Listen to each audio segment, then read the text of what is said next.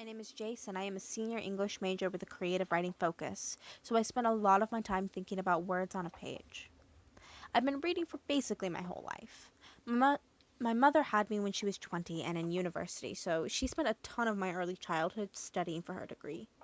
After she graduated, she and my father moved to Las Vegas, where he started to work as a teacher.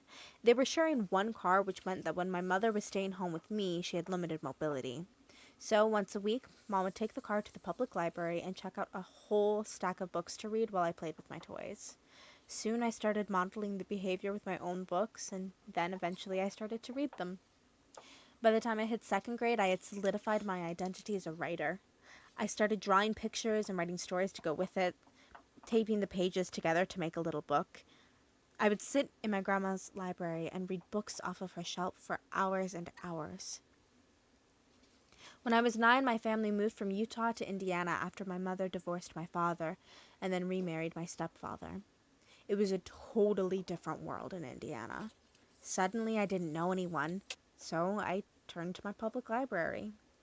Throughout middle school and high school, I checked out dozens of books and devoured them. Books like The Thief Lord by Cornelia Funk, which whisked me away to the streets of Venice and inspired my desire to travel, or The Truth About Forever by Sarah Dessen, which showed me that putting people on pedestals is, well, dumb, or The Hunger Games by Suzanne Collins, which showed me the importance of women being able to make their own decisions.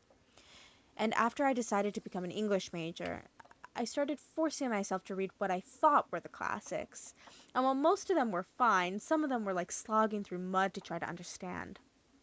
I showed up to university feeling unworthy of being an English major because I just hadn't engaged with all of the texts that I thought I was supposed to. Like, I've only read 2 Shakespeare plays. But I figured out that there is so much good literature in the world that I will never, ever be able to read. I will never be familiar with every good book that has been published. And that's okay. I read for me now. I read to learn, to be immersed in someone else's head, to explore a place I haven't been before. And for right now, that's enough.